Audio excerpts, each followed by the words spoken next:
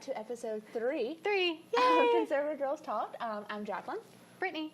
And thank you for joining us again. We have a lot of new stuff to talk about, obviously given the last week, and now we have election, appointments, all the little mini dramas that happen between that as well. Breaking news nonstop.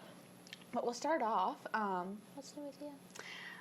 What's new with me? Well, I put up all my Christmas stuff November 1st. Oh yeah, if you noticed, we have a new background, and it twirls. I went straight into Christmas mode. Like Halloween, I have a tradition. So, we do Halloween, trick-or-treating. My niece comes over, spends the night, and the next day it's like all Christmas. I love that. So we had a lot of fun. So both trees are up.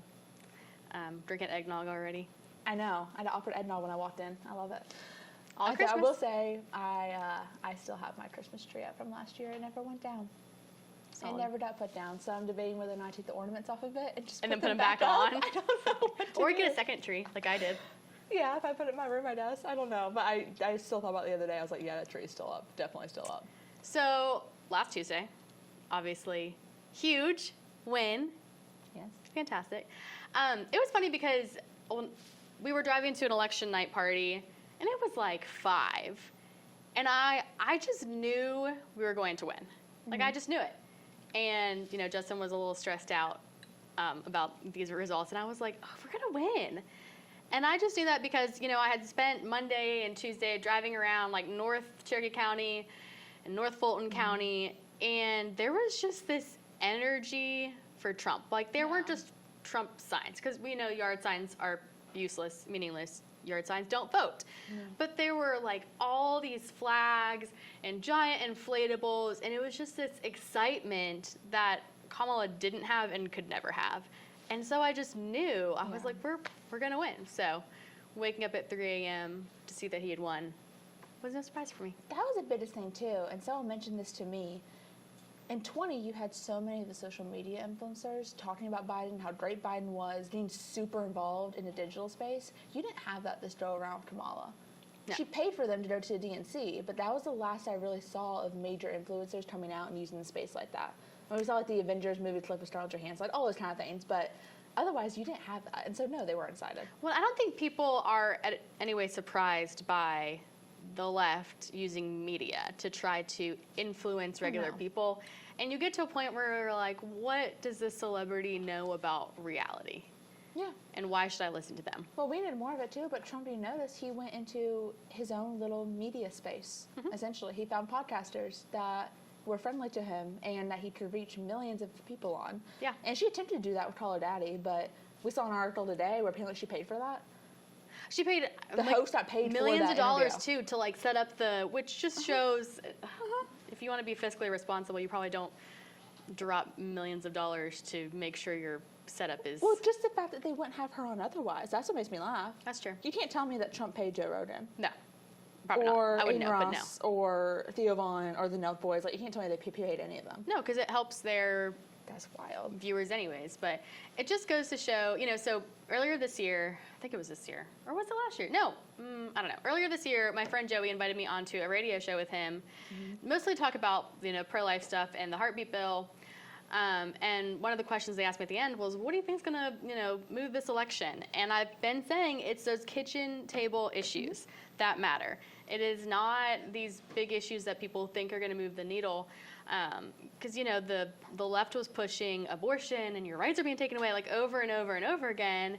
And we saw women went to the right. I mean, the entire country practically went to the right, which just goes to show you that those issues, more women are buying groceries than are having abortions. So that's the stuff that matters. Well. Yep. And that's just, I talked to numerous women, some old sorority sisters of mine as well, and they all found her talking just about abortion, just about reproductive rights. Even some of the ads that they supported, like the Julia Roberts ad that is like, oh, you can just lie to your husband, it's okay. All of it, she's like, okay, if that's what you think is going to sway the female mind to vote for you, like, that's what's a little bit demeaning and insulting to myself. It's just like, that's all you think that we care about is the fact that I can't go get an abortion and also that I need to lie to my spouse. Yeah. To vote. It is First pretty of all, if offensive. you're lying to your spouse about who you vote for, there's more issues there. Yeah. If you can't be honest about that, first of all. But That's true. I don't know. In general, like Gen Z, just in general, their shift to the right, huge shift to the right. Yeah. is what I personally think. And that's why I will say in media interviews and such, I mean, I think I had a media hit with News Nation about a month and a half ago. And that's literally what I said. I was like, it's going to be Gen Z. Because in 2020, I remember looking at the numbers, being on the ground. We did terrible with people. I think we did like 18 to 30 or 18 to 35. Yeah. We did terrible with those votes. Yeah. And that was going to be the group that pushed them over the edge. I think the extra stuff about Black voters, Hispanic voters, all of that coming to the side as well is great. But I think that Gen Z was almost that like secret sauce at the end that can push them over. Well, I think, we looked at Hispanic voters and Black voters and all that stuff, but everyone could relate to those kitchen table issues, and that's really, I think, what it came down to. But also, we need to cheers to you, Madam Chair, because I really think you made a huge difference in a lot of these local races. So cheers to you, Ms. Eggnog. We tried. It was good. We ended up doing like 25 different Get Out the Vote events, tried to space it out between doing stuff alongside the Trump team that was on the ground, which was great. Their strategy was great about it. We loved helping them out. But we kept Deb Silcox. We kept Scott Hilton. We kept Matt Reeves. We pushed Sandy Don Tucci over the line by 87 votes. I know they're doing a recount right now, so technically it's not official, but 87 votes. Every door we knocked. This is wild to me that every single door that you knocked for in that race made a difference. Yes. And so that just was wild to me, but I love that. I know some counties had more issues than other when it came to turnout and how they shifted, but it was good. And let's go into that, because I really do think that the doors, and I helped write postcards for Scott Hilton. I think that stuff really makes a difference. And so if you look at the state of Georgia and where it went, obviously it finally went for Trump this year, did not in 2020. But you're looking at voter turnout, and we had huge early voting turnout, which is great. We've all been pushing for early voting turnout. And almost every county in the state of Georgia shifted to the right. One county that did not, one of the few counties that did not, Here we go. was Cobb County. Yeah. And that's interesting. Yeah. But not surprising. I'm in Cobb County, and I see that the efforts that they do, and it shows where the focus was. It's great to have poll watchers, don't get me wrong. They had 100% poll watcher coverage. But if you're not getting the right people to the polls, if you're not reaching people, it doesn't make a difference. Yeah. And it is interesting to see their conversations post-Election Day. Yeah. That's the thing, is that you see a lot about someone when they lose more than when they win. Oh, 100%. That's when you see the true character of someone. That's when you see what they're really about. Yeah. And some of these county leaders and such, people were starting to question whether or not they were fraud, which is ridiculous, in my opinion. You have countywide candidates who got 42%, 43%. You can't call fraud at that point. Yeah. How did the state reps look? Like, how did they turn out? Because in my mind, I'm thinking if you have someone that is hell-bent on voting for their local state rep in Cobb County, Yes. are they just not checking the box for the presidential? Or is it just the way Cobb County is divided up? Yeah. It's just, there's not that high intensity in certain areas where they do need that area to go red instead of blue. Yeah, the state reps, the Republican state reps, all held their seats, and we didn't flip a single seat. And I do think there were a couple of seats that were winnable with the right candidate and the right effort. Sign waving is not that effort. When you're focused so much on poll, and poll watching is great, I guess. I don't know. I mean, it's good to have poll watchers. That's important. But if all of your effort is going towards poll watching and sign waving and all of the stuff that makes you feel good. Nothing grinds my gears more than sign waving. Yeah. Hey, I will at least say, like, I remember when I was a poll watcher in 20, there were some things that I saw that I was like, hey, is that right? I think that gives a great insight to the process to certain people that are very skeptical of it, right? I love the poll workers especially. Like, I think at least that is some kind of outlet. Right. Freaking sign waving. I'm like, and the way that people talk about it, too. People talk, like, when they're sign waving, that they are doing the Lord's work. Like, they are literally, like, they're taking birds for the president. Like, they are being honked at for him. Yes. And it's like, dude, at least take all the energy that you're waving the sign with your arms on the side of the road. Like, Go knock the door. Yeah. Go make a phone call. Write a postcard. We did more postcard Yes. writings this year. You mentioned that. We did Yes. so many more of those this year. And I thought that was a cool idea, personally, especially when it went I to love local candidates. postcards. I think that was a cool idea. Low propensity Even that's voters, something. fantastic. Yeah. Justin and I hand stamped and mailed 598 postcards to low propensity voters. It was targeted. Targeting, you need to have make to sure target. that all of You your have to voter target. contact is targeted. But yeah, that stuff makes a difference. Signs, man, signs. It is just something to look at Friggin- going into 2026. Yeah. And, when we've got statewide races and Senate candidates, what worked and what didn't work is something everyone definitely needs to go into. Yeah. Also, DeKalb County. Hey, Obviously, props. You know what? Props to the chair over there, Marcy McCarthy. I would give her props to the work that she did over there. yeah, it has a lot to do with for the it. first time they had someone running in all of the seats. Mm-hmm. And obviously, I don't know if any of those Republicans won. None of the, we've got a little, We have a desk over there. we do. She Hello. really wants to go out. She's a runner. Oh. Obviously, none of the challengers won, but they did move to the right. Mm-hmm. Here's the thing. I looked at it today. They moved to the right a point. With other efforts, like I said, the voter contact, focusing on that stuff, would they have moved more? Which, Yeah. I mean, look, a point is a big deal. That was 2,000 voters. That's a really big deal to add 2,000 voters In to that the right. area, when you think about how much influx, depending on which numbers you look at, whether you're looking at 22 to 24 or 20 to 24, Georgia's had a huge influx of people. Mm-hmm. Post-COVID, with all the industry that we've had here, a huge influx. And so I think any gain in an area like that Yeah. is positive. And that's why I'm like, why didn't we see that in Cobb? Because you literally just have people moving out of the city Yeah. up there to the next little metropolitan area that they defined. Well, when you had countywide candidates who went to the same, I always tell people this when we go to county parties and try to help them, build their local organization. You have to get out of the echo chamber. And if you're running for office and you win your primary, if you're a Republican, you win your primary and you need to win over independents and moderates and maybe even liberals, stop going to the GOP meetings. For the love of God, stop going to the Saturday morning breakfast. You need to be spending time because they're going to vote for you. The people who are going to the Saturday morning breakfast are going to make sure they have a plan and they're going to vote. So if you're in the echo chamber for 6 months, Yep. it's not helping. I will say, I won't say his name on here because I think he tries to separate his professional and his elected office life. There's a person we both know that did very that. He ran in a very blue area for, I think he's on city council over there, I believe. And he literally got offered help from the DeKalb GOP and was like, nope, I'm not going to do it. I can't have it. I really appreciate it, but I can't have it in the area that I'm running. Had blue literature, blue signs, everything. And he is probably one of the most conservative people I know. Yeah. And so it can be done, but you have to take that approach to it because you're right. It's just a waste of time. Like, Yes. it's great to forget the vote stuff. You know what? It's fine. Show your face. I think it's great to a degree, especially if they're volunteers for you. Yeah, 100%. if they volunteer for you, that's But- great. Volunteer yeah. to do actual helpful stuff and not sign wave because Yeah. just because you stand in a corner of sign waving doesn't mean you're actually helping the candidate. And yeah, I Exactly. mean that person went in the neighborhood, created his own brand, and met people, and that's how he won. And that's what you need to do. And that's the thing. These candidates who did win, did they get help from their local party? Or did they run their completely own campaign? And if they won and they didn't get help from the local party needs to look at what they're doing wrong.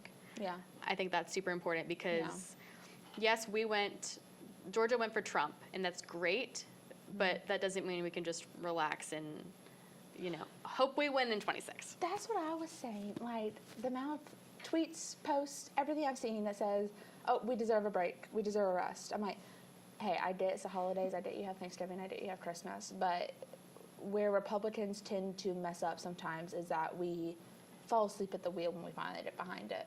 And I'm not saying we have to be balls to the wall, like campaign mode, right, for the next 6 months. But we need to be actively doing things. Like, there's some kind of parties that did a great job of sending their own activists to the Trump Force model of door knocking and making phone calls, right? Like, I was up in Hall County last night. Hall County GOP did a great job of, like, most of the people that go to those meetings were also knocking doors or making phone calls. That's super important. And that's what you should be doing. I'm not saying you have to waste all your time doing it or spend all your time doing it, but doing that once or twice a week, especially if you're retired, right? Yeah. Spending more time doing that, I think it's great. But no, I don't know what's going to happen. I think looking at 26, I'm concerned in general, just Yeah. because you had obviously, I think there was a huge Trump sweep. I think he did a great job with his campaign. Most people knew how they were voting in that race, I feel like, right? The fact that Senate seats could not ride the coattails of the presidency is very concerning to me. And something else that they had to help them was the state of the country and the economy. Mm-hmm. If the economy was in a great place right now, Trump would not have won. Why would people vote for Trump? Do you think, I've heard numerous opinions on this. We were listening to a podcast driving the other day, and the host said, you know what, I think we have a bunch of people that were just filling out their ballot, and they were just filling out just for Trump, and then mailing it back.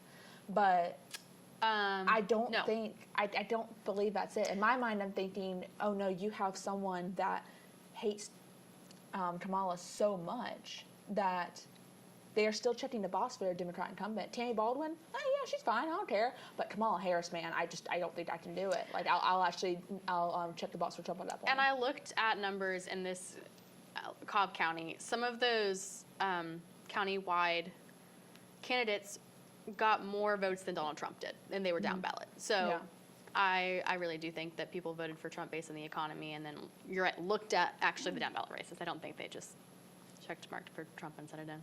I just don't think that I haven't met a person that has ever done that, to be honest with you. And so I'd be really wondering, like, man, you have that right there. You're still not going to vote for the other Republicans down there, really? Yeah. Something else to note is the Athens DA race. I did see this, and I was very happy for them. Yes, about time. I was very happy for them. Well, you know, the Athens DA is the reason why they passed that law to kind of, take care of those rogue DAs that don't want to follow the law. And I think that was Houston Gaines. Houston Gaines did that. And he lives in Athens. Yep. He's a state rep there. But yeah, the Athens DA lost, and that, of course, is where Laken Riley was killed.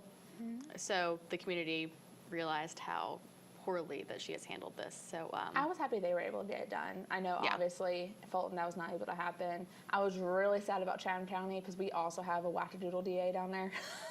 Shalina Cook-Jones, she was a sore spot DA that won in 20. That's why Representative Jesse Petrie helped Houston Gaines out with that. It was Andre Pretorius, I think, was the person running against her and was still not able to get it done, which is sad. But I'm very happy for my Athens people. Yeah. They actually have some common sense in the DA's office now. Well, we have a very special guest today. Very excited to bring in our first guest. We have someone who is a little bit of a political data expert.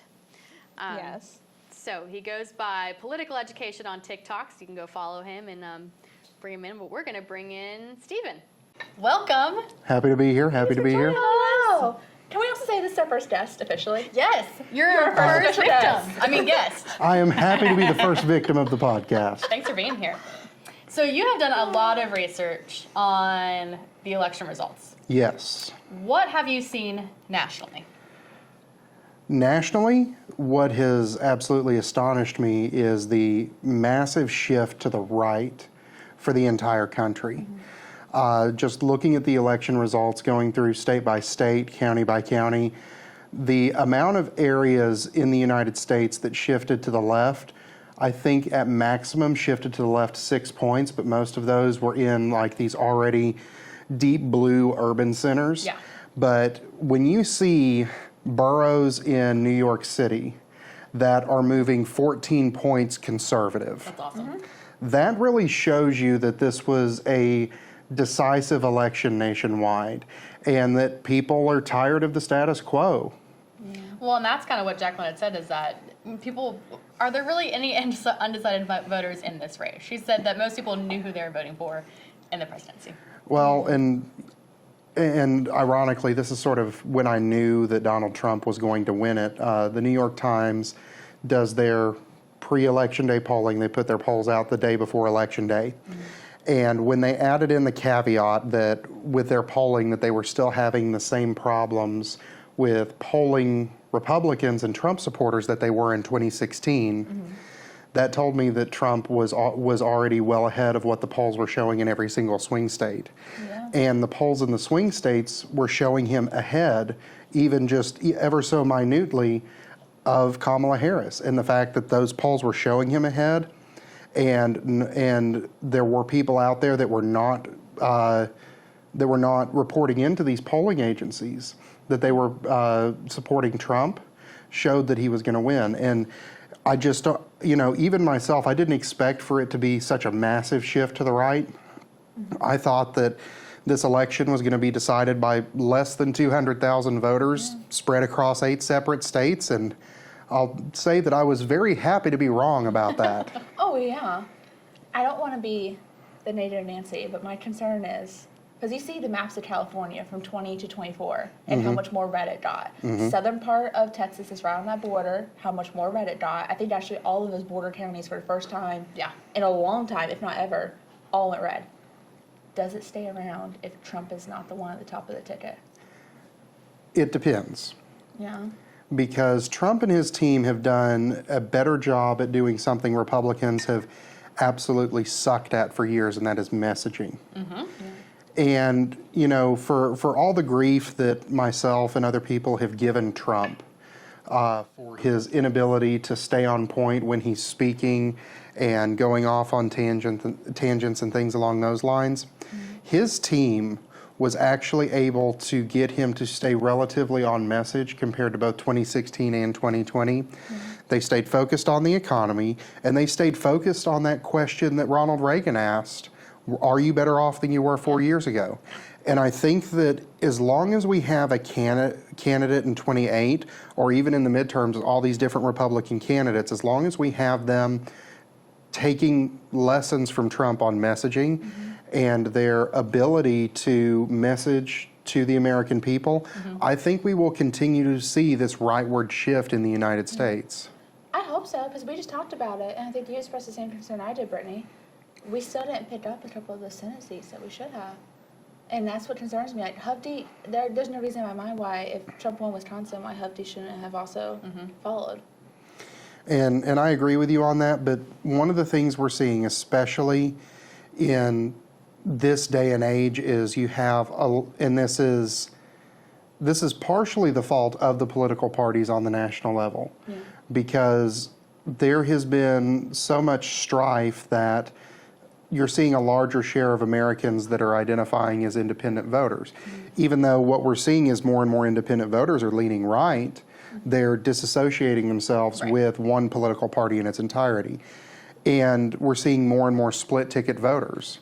I mean, we saw that in 2022 here in Georgia when Brian Kemp and all the other constitutional officers in the state of Georgia won their re-election handily, but then Herschel Walker lost. Right, candidates do matter. Candidates do matter, and the quality of the candidate matters. Right, I completely agree. I mean, there has been a few times where I've either skipped or not voted for someone on the Republican ticket. There were a couple. They're terrible people. There were a couple that I skipped this year locally. Yeah. I still vote in Fulton County, and so mainly I'm skipping because it's all Democrats. No, that's I'm fair. just like, I'm not doing this. Yeah. But the last one, I did skip one important one in 22. I think we skipped the same one in 22. I might have just voted for the Democrat in that I'm one, not doing actually, this. because the Democrat had better policies. That is between me and my So- ballot box, but yes. Yeah, yeah. But, I mean, that just shows, I mean, if those of us who work in the Republican realm are willing to skip a name or vote the other ticket because of someone, because of the person, that shows that millions of Americans are probably willing to do the same exact thing, especially if they're not, loyal to a party. Yeah. And I mean, I'm Republican. I've voted Republican in every election that I have ever participated in. But if there are candidates that I deem are not worthy of an office, they're not getting my vote. Yep, Just I'm skip with it. you. You don't have to. And- Just skip it. And like you were saying, if that's me as someone that's a dyed-in-the-wool Politico, that's so much easier for the average American to do and split their vote and say, well, I may like this Republican's policies, but I also like this Democrat's policies, so we're going to vote the Republican for this office, Democrat for that office. And if they're voting on emotion. This Yeah. person was nicer, didn't use mean words on Twitter. Which a lot of, we talked about Gen Z, a lot of young people do that. At least I feel like they do. Yeah. And I think, honestly, a lot of Gen Z males thought Trump was very cool because of the podcast that he went on. And I think it helped, obviously, that it worked, but that was something that really was, I think, personally revolutionary in how he campaigned in that regard. Well, the funny thing here is looking at the election results, talking about people voting off of emotion. The largest demographic of people that generally tend to vote are people that are retirees, people 55 plus. Right. But the interesting thing that we've seen is since the Trump candidacy, we've actually seen in particular the share of baby boomers that have moved away from the Republican Party and moved into the Democrat Party since Trump really shows that even the older generation's voting on emotion as well, because they don't like the meanness and the mudslinging of politics, and they thought that Trump was a causation in that. So those are some demographic. I mean, this election is going to completely redefine both political parties in America, just based on policy. Yeah. And so everything moving forward is a relative unknown. Well, I think that's a good news for us because we win on policy. We don't Every always- time. Yep. Every So the time. fact that people are now realizing that maybe some of this other stuff doesn't really matter, the policy that affects you every single day does matter. I think that's good news for us. Oh yeah. I was telling Cooper this on the way over here. I will work twice as hard to make sure a governor and statewide candidates get elected Republican over a senator. As far as like actually a Yeah. senator goes to DC, I think having your statewide constitutional officers be Republican and keep your state okay matters so much more to you on a day-to-day basis and actually impacts your life on a day-to-day basis. Well, than a that goes senator down ever to your does. local level as well. Mhm. Those people making your decisions affect you Impacts a lot more. everything. Yep. Everything. Your county commission impacts your day-to-day life. The president, Don't I know? not as much. Yeah, no, that's very true. School board, mayor, all of that. So we have seen a lot of appointments today into Trump's cabinet. When we knew we were going to ask you this question, there were some people that weren't announced yet. So I'm sure you've got some reactions. Who would you like to see in Trump's cabinet? And what are your thoughts on some of the current? Can I add a dynamic to this question? Yes. You answer first, obviously, and give your analysis, but I think we should each pick our favorite and least favorite appointment Okay. so far. You know what? I think brainstorm that's a on that little with bit Steven easier. I think that's a little bit easier. I'm curious. I really want to see this.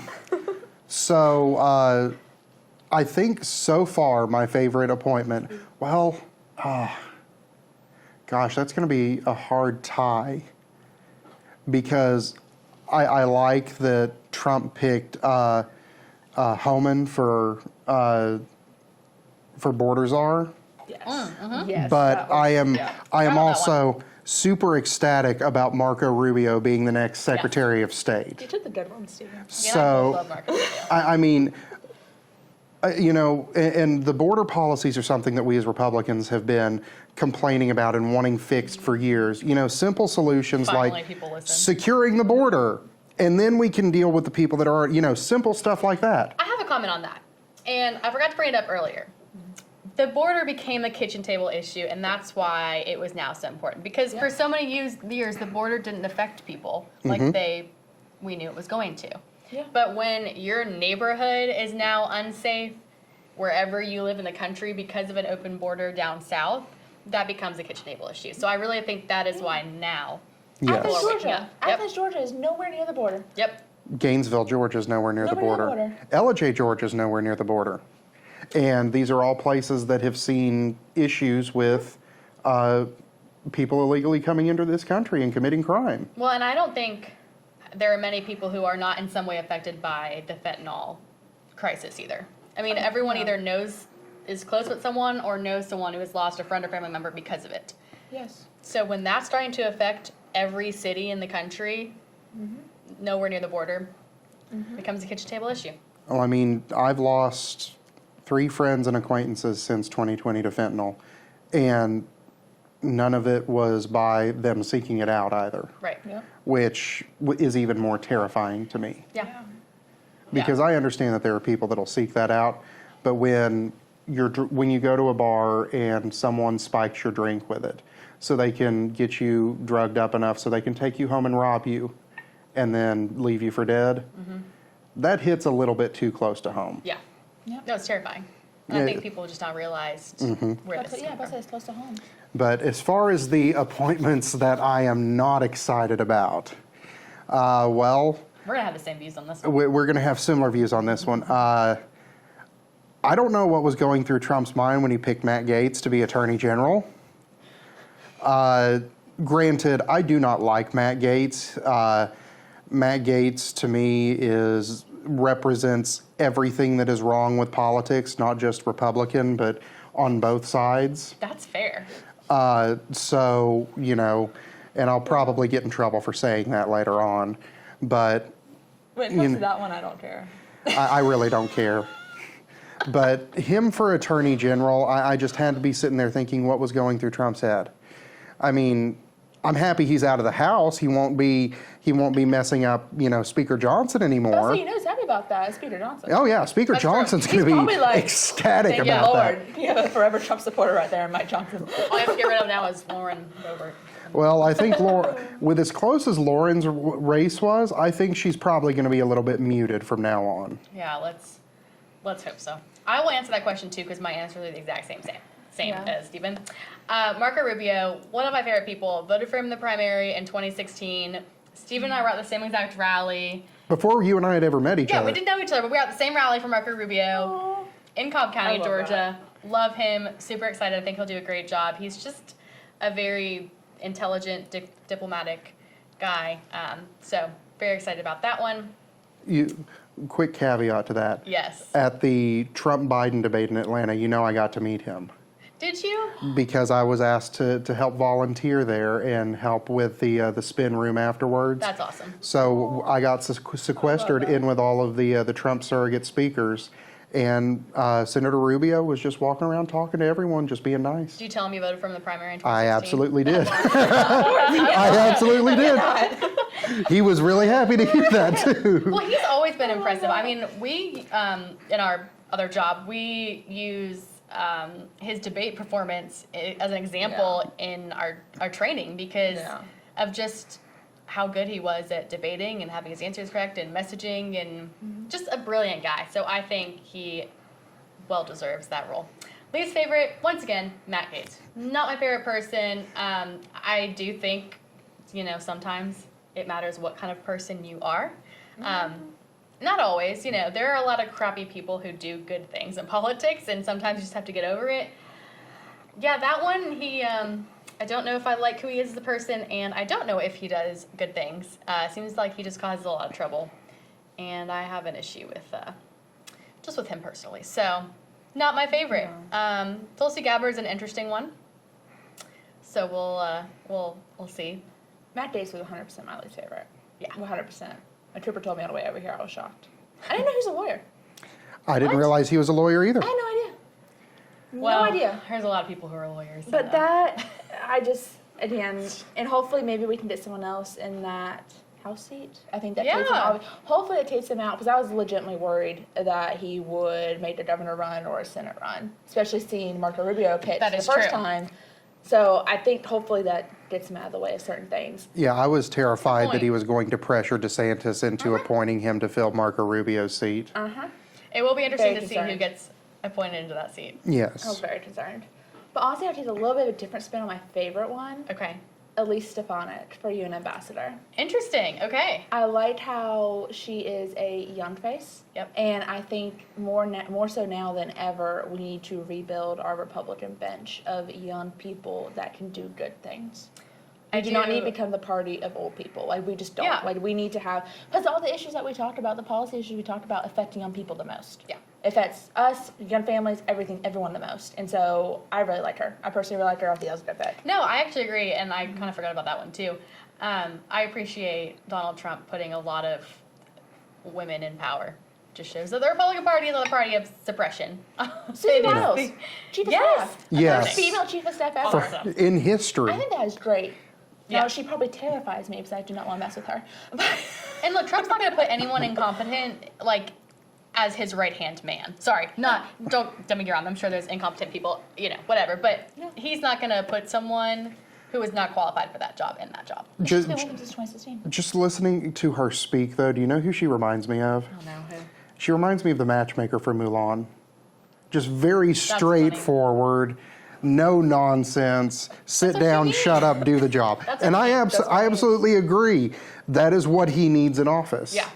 No, that'll be great. I am happy about the Mike Huckabee appointment as well. I did see that. I forgot about that. Love him. We got to meet him a few weeks ago at a little fundraising event. Just a great guy and truly has a heart for Israel, and that's very important. Yeah. So very excited to see him kind of back in the game and in that role, and I'm excited about that. One thing I am disappointed in, Trump's comment about Nikki Haley and not, bringing her in.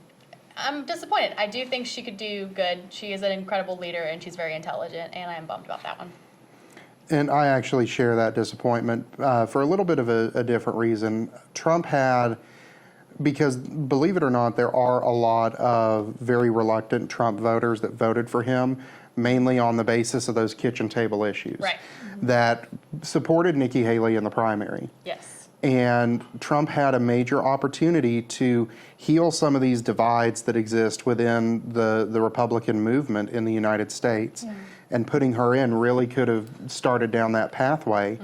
And he decided to sort of snub those voters. And let's compare her to Matt Gaetz. Yeah. I mean, she has something to bring to the table. Just because she ran against you in the primary, she still supported you, still endorsed you, still pushed everyone to vote for you. Campaigned for him in Pennsylvania. Campaigned for him. She has something to bring to the table. And I'm disappointed. I'm even more disappointed in people's reactions when he said he wasn't going to. Well, I mean, Like, come on, y'all. I mean, can we please retire the rhino term? It's ridiculous. A rhino in the Republican Party is someone you don't fully agree with. Yeah. Which you shouldn't fully agree with everyone all the time. I was yelling at someone in Signal? the comments of a TikTok video earlier today because we were discussing Thune being elected as the Senate Majority Leader. And they were just like, oh my gosh, he's a rhino. And I just went off on him and I said, stop using that term. You guys have cheapened that term. You have made it meaningless. It's the same thing as someone on the left looking at those of us on the right dead in the face and saying, well, you're a racist. At this point, a rhino is someone who doesn't kiss Trump's ass 24/7. I'm just going to be honest. Like, that's now what they're using it as. And that's not fair, and that's not going to grow the party. The rhino should be exactly what it means. Jeff Duncan is a rhino. Yeah. That's fair. Jeff Duncan is a rhino. Republican If in you name start only. Republicans for Harris, you are a rhino. If you are something for Kamala Harris, you are a rhino. We were literally That's about it. we were door knocking Gwinnett the day of the election. Yeah, it was that Tuesday. We stopped to door knock for Matt Reeves. First time ever, I saw this house. It was a woman. She had 2 bid signs. Those 3 signs in a row on 2 bid states. Middle was Harris Walls. On top of either one, so 4 of them, Republicans for Harris.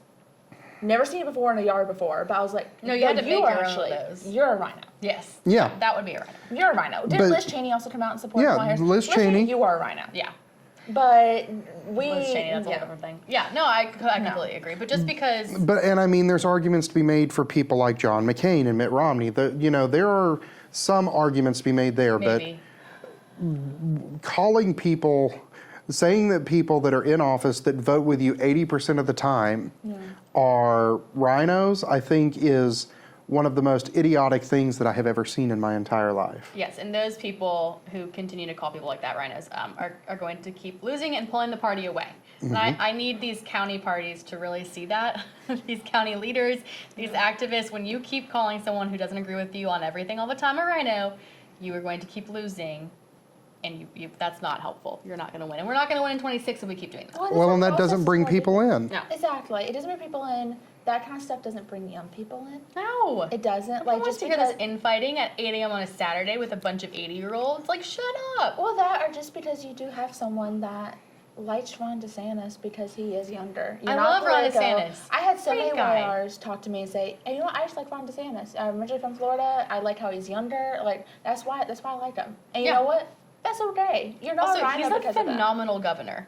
Like, Yeah. I watch what he does as a governor. He's phenomenal. But you're not a rhino because of that. No. You know, and so that's my thing. It rhino. divides Thank people you. away, and it all wastes time. It tastes of hot air.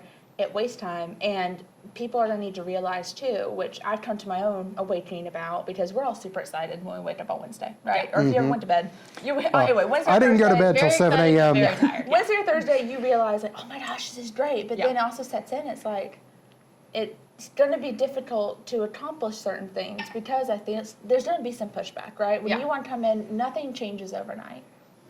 everyone talks about day one decision. I'm like, yes, you can make that day one decision, but eliminating the Department of Education, which, again, I have a question about what happens with federal student loans. But otherwise, I'm like, oh, yeah, cool. States, I think, should decide a lot of that. I personally believe that. Yeah. It's not going to be easy. No. That is not going to be easy to get through Congress at Well, all. nothing is easy to get through if you don't have some sort of ability to compromise or work with the other side.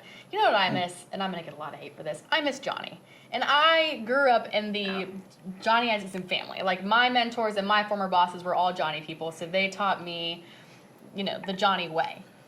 And so you sometimes feel like I don't belong when I look at what is going on in the political realm, but Johnny had the ability to reach across the aisle and work with someone. But think how difficult, or think how different it is now, too. Oh, it's so different. It's so different. would- I feel yeah. like we have this extreme left that is really pushing an agenda on young people Oh, because you yeah. see it all the time.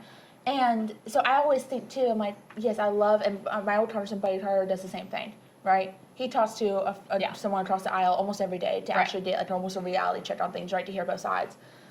I want to know how they would have handled if social media was around like 20 years ago, Yeah. right? Because I think it causes so much more of an increased divide and increased urgency, because you are seeing this extreme progressive left. Like y'all saw the basic like porn ads that were running from political PACs. Yeah. Do y'all see those? No, but That's insane. Yeah. Yeah. That's absolutely insane. And so yeah, I understand the whole no, we need to come in with our people and get as much done as we possibly can. I understand the reluctancy sometimes to work across the aisle. Right. Because you need some return back. There are some Democrats that are good about that, but you need some return back. When Oh, they're yeah. calling us all Nazis, it's like, Yeah, What am I supposed to there's do a with line this? somewhere. No, I completely agree. Well, I mean, the thing there is you know, Pew actually put out a study about this in 2018, if I remember correctly, and they were assessing the movement of the left and the right in the United States and how they were moving. And the data that Pew Research came up with in 2018 showed that the overwhelming majority of the left in the United States had moved so much further to the left, That is true. while those of us on the right had either stayed exactly where we were or shifted slightly to the left ourselves. Yeah.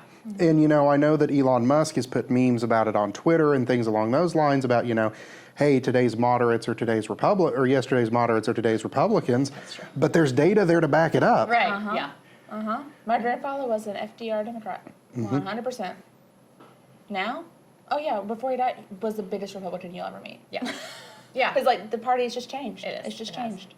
One last question for you. Is there anyone that you would like to see in Trump's cabinet that you have not seen yet? He's not announced yet.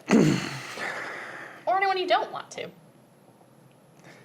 Well, I know who doesn't Don't want always to. easy. I know. I know easier. the people that I don't want to see in his cabinet, but they're going to end up there anyways. All right. I don't want to see Tulsi Gabbard, and I don't want to see RFK. Tulsi Gabbard right out there. Yeah, Tulsi Gabbard was just Oh, was she? appointed today. appointed Well, today. never mind then. Yeah. So, Sorry, buddy. then RFK. I take serious issue with RFK and a lot of positions he holds, particularly when it comes to agricultural policy and how harmful that would be to the farmers in the United States. Not a fan of him. As far as someone that I would like to see in there, I can't really think of who much else. I mean, he's pretty much come up with an all-star lineup for a lot of these positions. Who do you think would be good over Ag? Who do I think would be good over the Department of Ag? Well, if he doesn't bring back Sonny Perdue, which I think would be Love probably Sonny, that would be be good. one of the smartest things that Trump has ever We done, need more Georgia up there. he should put Tyler Harper in there, our agriculture commissioner here in Georgia. Tyler! I mean, he's already brought in a lot of younger, fresh faces to the administration. Why not add an excellent agriculture commissioner Tyler Harper and someone that would be is a farmer? I know, but I'm selfish, so I'd like to keep him for Look, Yeah, I'd love to we keep him love too. Tyler. Oh. That would be good. Man, I guess we'll find out hopefully soon what the plan was there. Well, we'll see. Probably in the next couple of days I by know. the way things are if going. not by the time They're this is rolling out, out we might here. know who it is. The roster is going to be I know. sorry, filling up. Well, Stephen, thank you so much for sharing your insight. And please follow him on TikTok at Political Education. Thank you all so much for having me. Do appreciate it. Thanks. All right. That was fun. I know. It was fun having our first guest. I look forward to many more guests that we can have on. Steven has a lot of insight on things too. He does. So- Well, we will most likely bring him back quite a few more times. Oh, definitely. We might even give him his own segment. I say while looking at him. Oh, To his reaction. own segment. Hey, that could be cool. Oh my gosh, that could be so fun. All right, well, we love throwing out ideas here. That's like we didn't think of a good name for that one. All right, well now it is time for Fast Facts. All right, so a painting by an AI robot of the World War II codebreaker Alan Turing has sold for over $1 million at an auction. When even AI is crashing in on art, you know the robots are winning. That's scary, actually. It's terrifying. Someone moved the UK's oldest satellite, and there appears to be no record of exactly who, when, or why. The UK's Skynet 1A made the big move to the Americas. Guess it was tired of the British weather, even from space.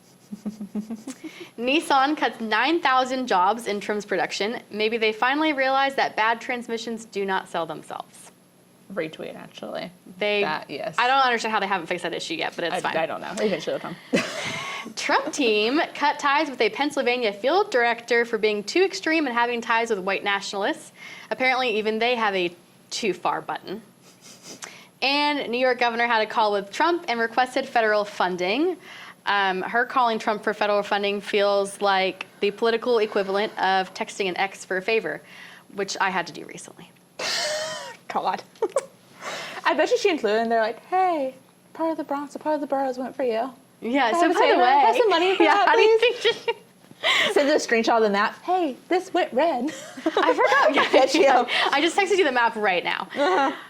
I That's okay, do. that's fine. I forgot what it was for. It's some transportation, I think, type thing. But That's ridiculous.